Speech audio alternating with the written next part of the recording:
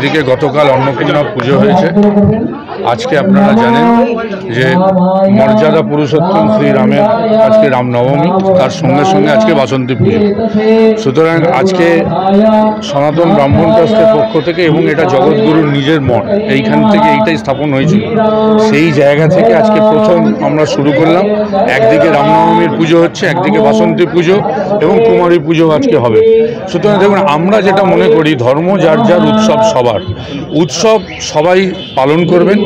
কিন্তু বর্তমানে দেখা যাচ্ছে যেভাবে ধর্মের নামে রাজনৈতিককরণ করার চেষ্টা হচ্ছে, রাজনীতির সাথে ধর্মকে যেভাবে মিশিয়ে দেওয়ার চেষ্টা হচ্ছে, আমরা তার বিরোধী। কারণ আমরা মনে করি যে যখন মর্যাদা পুরুষোত্তম রামও যখন পুজো করেছিলেন মায়ের, তখন হাতে পদ্ম নিয়ে পুজো করেছিলেন। কিন্তু আজকে এরা রাজনীতির স্বার্থে কোথাও প্রতিশোধের কথা বলছেন, কোথাও প্রতিহতর কথা বলছেন, কোথাও অস্ত্র নিয়ে একটা আস্ফালন, একটা আগ্রাসনের রাজনীতির কথা বলছেন। সুতরাং এটার সাথে হিন্দু ধর্মের আমি মনে করি কোনো যোগ নেই। বরঞ্চ যারা আজকে রাস্তায় এইভাবে ভগবান শ্রীরামকে নামাচ্ছেন, আমরা জানি রামের আগে আমরা বলি মর্যাদা পুরুষোত্তম, তারা আজকে সেই মর্যাদা পুরুষোত্তমকে অমর্যাদা করছেন যারা এই রাস্তায় এইভাবে নামাচ্ছেন। যদি সত্যিকারের কেউ ধর্ম পালন করতে হয়, দেখুন আমরা যেরকম এনারা দেখুন কীভাবে করছেন। ধর্ম পালন নিশ্চিতভাবে রাস্তায় হয় না। ধর্ম পালন ভগবান রামকে হৃদয়ে রাখতে হয়, ভগবান রামকে দেবালয়ে রাখতে হয়, মন্দিরে পুজো করতে হয় এবং হৃদয়ে তাকে স্থান দিতে হয়।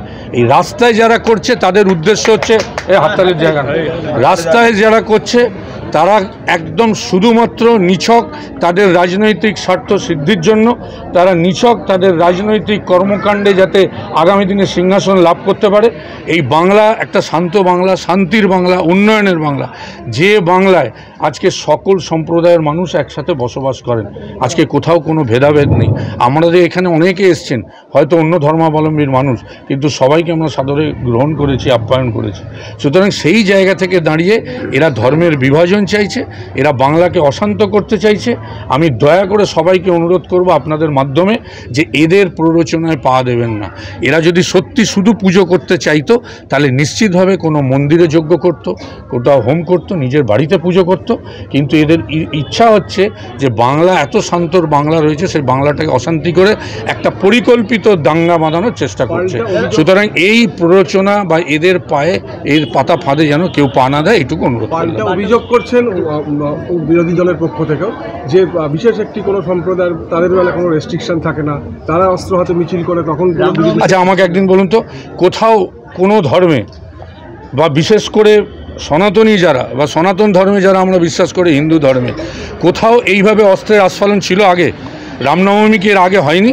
কেউ কি এর আগে রামনবমী দেখেনি কীভাবে হয়েছে? সবই তো শান্তিপূর্ণভাবে মানুষের বাড়িতে মন্দিরে রামনবমী হতো।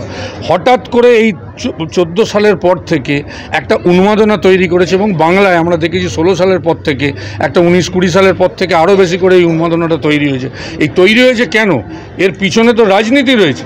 এ তো ইচ্ছাকৃতভাবে, আমি আবার বলছি, ধর্ম এত শ্রেষ্ঠ জিনিস, আমাদের শ্রেষ্ঠত্বের প্রমাণ দিতে হবে না রাস্তায় নেমে। সুতরাং যারা রাজনীতি করছে তারা রাজনীতি করার জন্যই অস্ত্রের কথা বলছে। অন্য ধর্মাবলম্বীরা প্রত্যেক বছর এই কাজ করেন, তাতে কারোর কোথাও আপত্তি থাকে না। কিন্তু রামনবমীতে পশ্চিমবঙ্গের বুকে হিন্দি বলার রাজনীতির সাথে কেউ যদি বাংলা রাজনীতির যোগ করতে চায়, সেটা কিন্তু অত্যন্ত অন্যায়। এবং এর আগে পশ্চিমবঙ্গে কোনোদিনও রামনবমী নিয়ে এই অস্ত্রের ঝঙ্কার, এই প্রতিশোধের কথা, এই হিংসার কথা কিন্তু এর আগে কোথাও কেউ শোনেনি। একটা বক্তব্য হচ্ছে যে কোথাও একটা ভোট ব্যাংকের কারণে এবার আপনাদের রামনবমী তৃণমূলকে নামতে হচ্ছে, এইটা কথা কে বলেছে? আপনারা দেখছেন, আমি পশ্চিমবঙ্গ সনাতন ব্রাহ্মণটা 16 সাল থেকে করছি। প্রত্যেক বছর, শুধু রামনবমী বলবো কেন, প্রত্যেক বছর যত পুজো হয়, এই আমার প্রধান পুরোহিত মহাশয় এখানে রয়েছেন, এর সব পুজো এখানে হয়। এখানে অন্যান্য পুরোহিতরা রয়েছেন, এখানে 350 ভক্তমণ্ডলী রয়েছেন। প্রত্যেক পুজো আপনারা এখানে এসে দেখুন, সব পুজো এখানে হয়। সুতরাং এরকম নয়। আমরা মনে করি বাংলা এমন একটা সংস্কৃতির পীঠস্থান যেখানে সর্বধর্ম সম্প্রদায়ের মানুষকে নিয়ে করি। এখানে যেমন বড়দিনও হয়, এখানে দুর্গাপুজো হয়, কালী পুজো হয়, বাসন্তী পুজো হয়, অন্নপূর্ণা পুজো হয়, রামনবমীও হয়, এখানে ঈদও হয়, এখানে শিখ সম্প্রদায়ের অনুষ্ঠান হয়। সেজন্য সর্বধর্ম সম্প্রদায়ের মহামিলনের ক্ষেত্রস্থল হচ্ছে এই বাংলা। সেই বাংলাকে যারা কলুষিত করছে, আমি বলবো যে দয়া করে তাদের, এই হিন্দু ধর্মকে আমি বলবো তারা কলুষিত করছে। দয়া করে সত্যি যারা ধর্ম পালন করি আমরা, সত্যি সত্যি যারা সনাতন ধর্মের মানুষ, আমি আবার অনুরোধ করব, ধর্ম যার যার হৃদয়ে থাক, দেবালয়ে থাক, রাস্তায় না। 2026-এর নির্বাচনকে লক্ষ্য করে কি এই ধরনের ধর্মীয় উন্মাদনা আরও বাড়িয়ে দেওয়া হচ্ছে আপনার মনে হয়? বিরোধী রাজনৈতিক দল তো নিশ্চিতভাবে গত বছর 24 ছিল, তার আগে করেছে লোকসভার আগে, তার আগে বাই ইলেকশনগুলো ছিল, প্রত্যেক বছরই তো নির্বাচন আসে, সে নির্বাচন কেন্দ্র করলে এদের ধর্মীয় উন্মাদনা বাড়তে দিন। আমরা তো দেখুন, মমতা বন্দ্যোপাধ্যায় নিজে বাড়িতে কালী পুজো করে। আজকে বলা হচ্ছে যে তিনি রেড রোডের ময়দানে গেছেন কেন? যখন উনি ইসকনের রথের দড়ি টানেন তখন তো কেউ বলেন না, যখন উনি বাড়িতে কালী পুজো করেন তখন তো কেউ বলেন না, যখন বড়দিনে গিয়ে চার্চে বড়দিন পালন করেন তখন তো কেউ বলে না, যখন শিখ সম্প্রদায়ের অনুষ্ঠানে গিয়ে তিনি পালন করেন তখন তো কেউ বলে না, যখন ছট পুজোতে গিয়ে তিনি যোগদান করেন তখন কেউ বলে না, গঙ্গাসাগরের তীর্থযাত্রীদের কাছে যখন পৌঁছান তখন তো কেউ বলে না। শুধুমাত্র জেনে বুঝে একটা ধর্মীয় উন্মাদনা তৈরি করার চেষ্টা করছে, সাম্প্রদায়িক উস্কানি দিয়ে। আমি আবার বলছি, এটা হিন্দু ধর্মের কারোর ভালো হচ্ছে না, সনাতনী যারা তাদের কারোর ভালো হচ্ছে না।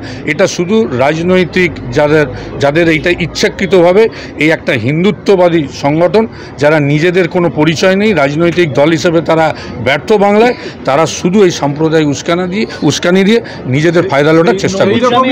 রাম মন্দিরের শিলান্যাস করেছে শুভেন্দু অধিকারী, কিন্তু যে আমন্ত্রণপত্র দিয়েছে এটা নিয়ে বিতর্ক বেঁধেছে, কারণ তৃণমূলকে তো আমন্ত্রণ করেনি। মূলত তিনি দাবি করছেন তৃণমূল হিন্দুদের দলই নয়, এইটা নিয়ে চরম এটা শুভেন্দু অধিকারী ঠিক করে দেবে কে প্রকৃত হিন্দু আর কে হিন্দু নয়। এনারা কি করতে রয়েছে? যদি শুভেন্দু অধিকারী ঠিক করে দেয় যে সেই একমাত্র ঠিক করে দেবে কারা কারা হিন্দু আর কারা কারা হিন্দু নয়, এই রকম হিন্দুত্বের আমাদের পরিচয়ের দরকারই নেই। আমরা রাস্তায় যখন বেরোই, আমরা প্রত্যেকে যে যার নিজের ধর্মে বিশ্বাসী, কিন্তু রাস্তায় যখন বেরোই আমরা মনে করি আমাদের ধর্মের নাম মানব।